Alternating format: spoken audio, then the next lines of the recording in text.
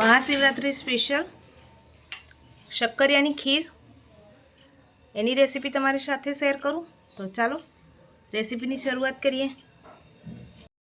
અહીંયા મેં એક શક્કરિયું લીધું છે જેને આપણે પહેલાં તો છોલી લઈશું।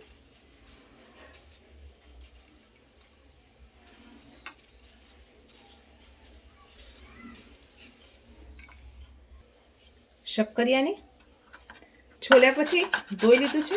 હવે આ રીતે ઝીણી ખમણીની મદદથી આપણે એને ખમણી લઈશું।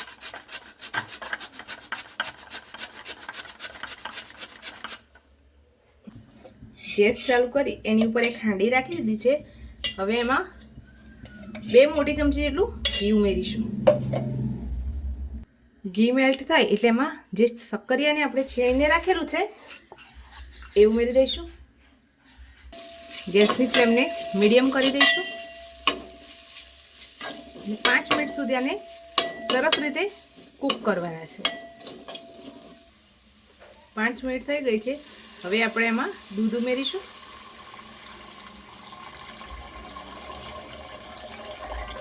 દૂધ ઉમેર્યા પછી એને સતત હલાવી ગેસની ફ્લેમને હાઈ કરી દઈશું। વચ્ચે વચ્ચે આપણે આ રીતે હલાવતા જઈશું જેથી દૂધ તળિયે બેસી ના જાય। 1 ચપટી જેટલું કેસર ઉમેરીશું। કેસરથી આ ખીરનો ટેસ્ટ અને કલર બંને સરસ આવશે। એકદમ નેચરલ કલરથી બનતી આ ખીર એકવાર ઉપવાસમાં જરૂર બનાવીને ટ્રાય કરજો। ખીરના ટેસ્ટને ડબલ કરવા માટે આપણે 1 ચમચી જેટલા મિલ્ક પાવડરને દૂધમાં મિક્સ કરી અને પછી ઉમેરી દઈશું। આનાથી એકદમ ક્રીમી ટેસ્ટ આવશે। ગેસની ફ્લેમને મીડિયમ રાખી અને સરસ ઉકળવા દઈએ।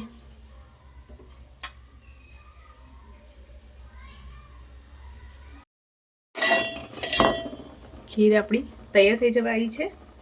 હવે એમાં કાજુ બદામના ટુકડા ઉમેરીશું। ઇલાયચી પાવડર ઉમેરી દઈશું। તૈયાર છે આપણી શક્કરિયાની ખીર। ઓલમોસ્ટ થઈ જ જવા આવી છે। હવે ગેસની ફ્લેમને ઓફ કરી દઈએ અને એને એક સર્વિંગ બાઉલમાં સર્વ કરીશું। ફ્રેન્ડ્સ, શક્કરિયા સ્વાદમાં મીઠાશ પડતા હોય છે એટલે જરૂર મુજબની ખાંડ ઉમેરી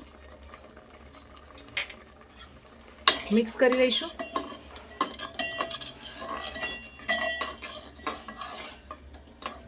એકદમ ક્રીમી ટેસ્ટ સાથે શક્કરિયાની ખીર બનીને તૈયાર છે। તમને આ રેસીપી કેવી લાગી કમેન્ટ કરવાનું ભૂલતા નહીં। લાઇક, શેર અને સબસ્ક્રાઈબ કરી દેજો। Thank you.